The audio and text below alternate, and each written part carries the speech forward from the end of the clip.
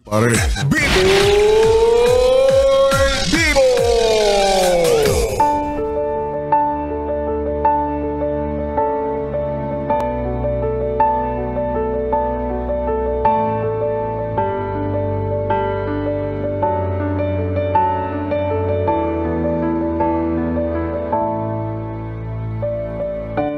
Gandang gabi, ako'y nagbabalik, DJ B-Boy Bibo para sa ating tuloy-tuloy na BB Time tungkol sa usaping utang na loob.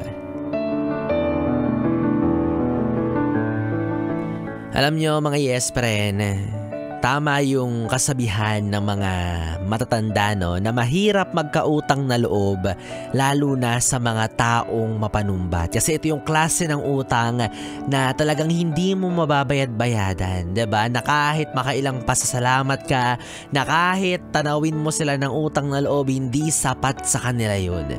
'Di ba? Habang buhay nilang isusumbat sa pagmumukha mo, no? Hindi kayo tatantanan ng mga 'yan. Kumbaga yung tulong na ginawa nila, ipagkakalat nila yan, ipagmamalaki nila kahit gaano pa yan kaliit o kalaki, isusumbat nila at isasampal nila sa pagmumukha mo yan. And the worst part, isasalin nila yan hanggang sa kaduluduluhan ng lahi mo. And unfortunately, sad to say, bilang Pilipino, typical to sa mga kamag-anak natin. 'Di ba? 'Di ba? Aminin mo ikaw. Isa ka sa may mga klase ng tita na mapanumbat. May tita ka talaga na ipapamukha mula sa nanay mo hanggang sa bunso mong kapatid na siya yung dahilan kung bakit ganito ganyan. Wow! Di salamat tita! Galing-galing mo! Ano bang gusto mong gawin ko? Ipatarpolin kita? Pwede naman, no? Basta ang background mo ulap.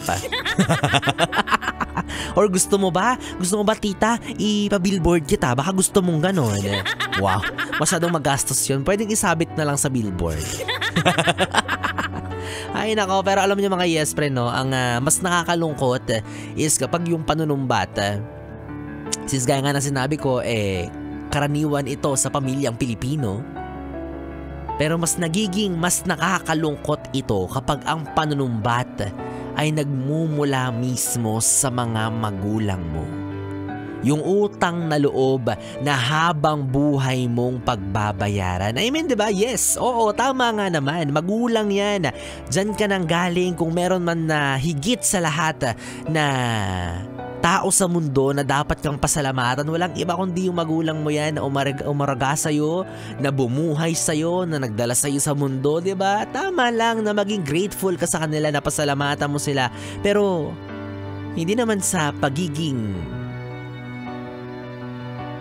ungrateful, no? Pero may mga magulang kasi na grabe rin kung sumbatan yung anak. Kumbaga, beyond the border na I mean, ginagamit na nila against sa mga anak nila yung mga bagay na sinakripisyo nila na kung tutuusin ay responsibilidad at tungkulin nilang gampanan. 'Di ba? Na kapag dumating yung araw, kapag nagkulang yung anak, kung may pagkukulang man siya na hindi nagagawa sa mga magulang niya, agad-agad isusumbat, isasampal ng magulang niya sa kanya yung mga ginawa sa kanya mula nung bata pa siya. Partida pagkukulang pa lang yun.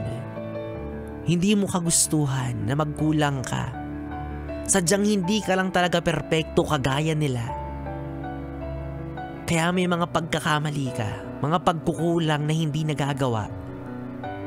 Pero ang balik sa'yo, halos isumpa ka na. Halos ibalik lahat ng hirap nila simula nung pinanganak ka. Pero hindi ba't dapat hindi na marinig ng mga anak mo yun? Kasi una sa lahat, choice mo naman ang magkaanak. Hindi ba't obligasyon naman talaga ng magulang na gawin yun? Kasi sila yung may gusto nun. I mean, hindi ko nilalahat ha. Hindi ko sinasabing lahat ng magulang ganon. No, hindi ganon. Kasi glad to say, marami pa rin talaga yung mga klase ng magulang na sobrang responsable sa pagpapakamagulang. Yung magulang na magpapalaki ng anak, pagpapaaral, Huhubugin bilang isang mabuting tao yung anak na isinilang sa mundo at hihilingin na maging successful hindi lang para sa kanila kundi para sa kinabukasan mismo ng mga anak nila, ng mga taong binuo nila dito sa mundo. Saludo po kami sa inyo, no? Ganyan yung tamang mindset ng magulang. Kung mag-iire ka ng panibagong buhay dito sa mundo, kung magdadagdag ka ng tao dito sa mundo, hubugin mo yan bilang isang mabuti at progresibong tao. Para sa sarili niya. Para sa kapakanan niya. Hindi yung bubuo ka ng isang tao. Hindi yung mag-aanak ka. Tapos ituturing mo lang na investment. Sana kumuha ka na lang ng insurance. Diba? Kasi may mga ganyang klase ng mindset no? Na, ay, kung ako sa'yo mag-anak ka na para kapag tumanda ka may mag-aalaga sa'yo. I mean, yes, it's given, diba? Masarap sa pakiramdam na may anak or may kakalinga sa'yo pagtanda mo. Pero sana naman, wag niyong gawing main purpose yun kung bakit mag-aanak kayo.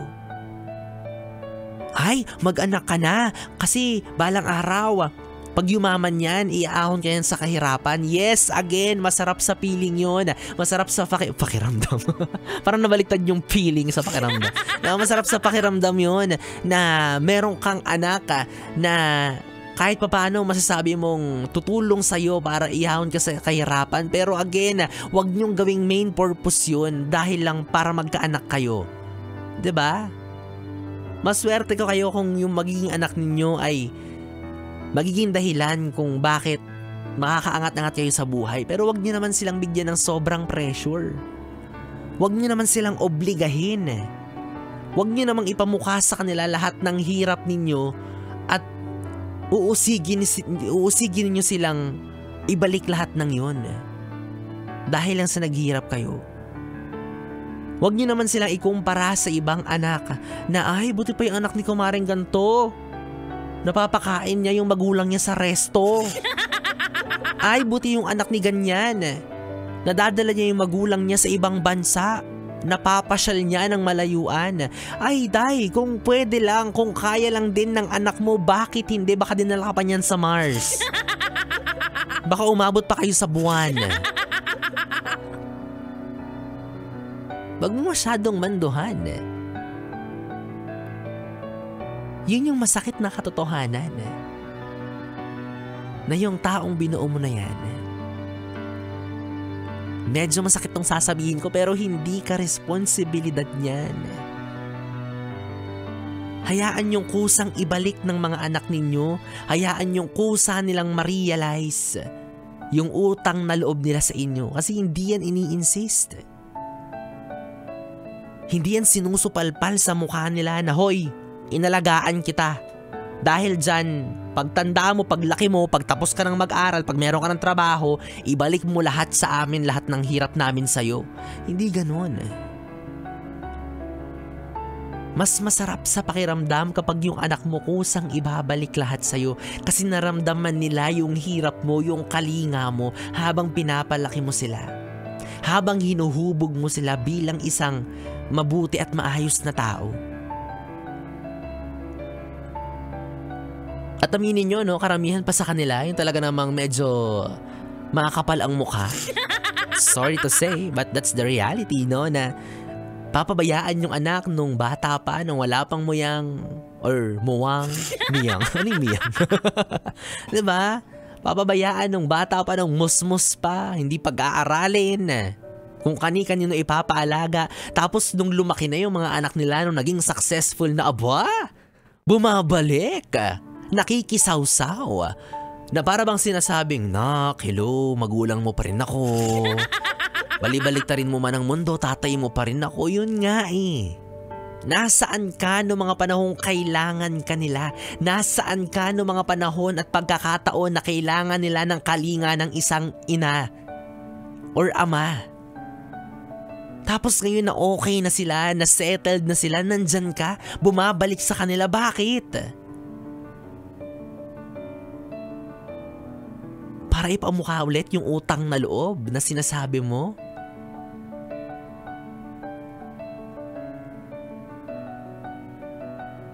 Alam nyo, sa totoo lang po, medyo nahirap talagang timbangin to di ba? Magulang and anak.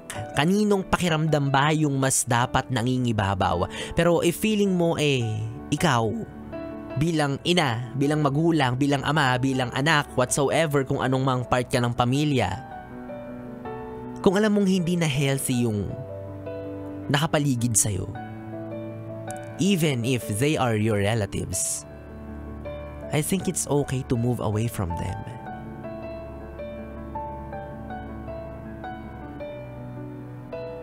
Kalimutan mo yung utang na loob. I mean, kahit naman anong gawin mo, hindi mo na mababayaran yan Kahit nga tumbasan mo yan ng limpak-limpak na salapi, baliwala yan. Kasi nakatatak na sa isip nila na ginawa nila yung isang bagay na yan para gamitin laban sa'yo. Kaya again, this is a reminder na kapag tutulong ka sa kapwa mo, in general, mapakamag-anak mo yan, mapakaibigan, mapakakilala, kapag tutulong ka, siguraduhin mong bukal sa loob mo at gagawin mo yun dahil gusto mong makatulong, hindi lang dahil para meron kang maisumbat sa kanya. Hindi lang para gamitin yun na kapag dumating yung pagkakataon na ikaw naman yung nangangailangan, may isasampal ka sa mukha niya na, hoy, tinulungan kita, di ba? Tulungan mo rin ako, obligado ka.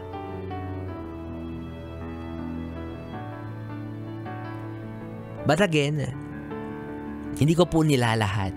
And hindi ito applicable sa lahat ng sitwasyon. Case-to-case basis pa rin po ito. No?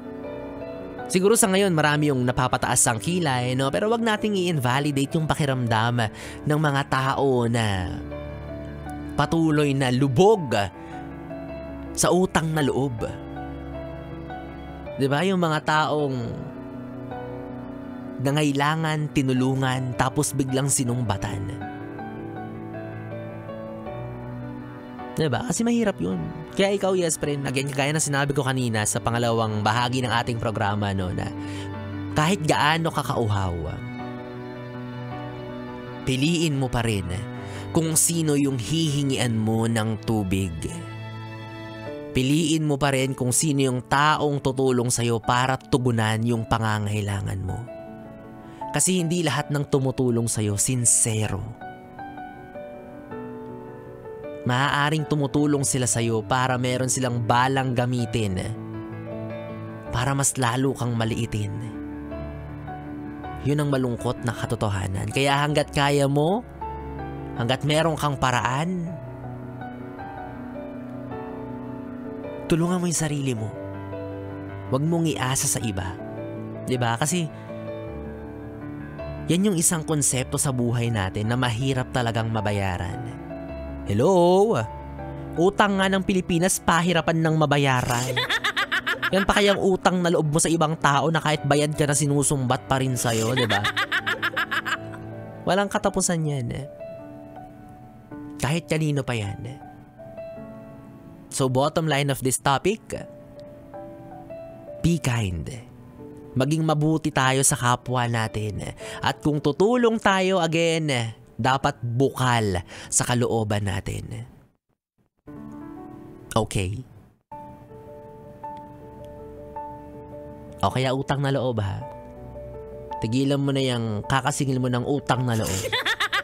Utang na loob, tigilan mo na yan. Isang malutong na utang na loob sa'yo, ha? Utang na loob ka. Utang na loob ka ng utang na loob. Kala mo naman, ang laki-laki ng ang laki-laki ng naitulong mo kung maisumbat mo, di ba? Ay nako, well anyways mga yes friend, 3 oras na BB time na naman ang ating pinagsamahan. Nakakapiling nyo ang BB nyo sa radyo, DJ B-Boy Bibo, ang DJ na single, ready to mingle, basta walang label. Magkasama at magkarinigan tayong muli bukas sa parehong oras, dito pa rin at dito ka lang sa istasyong No Problem, ang 101.1 Yes FM. Solid. Good night, baby. Mwah, mwah.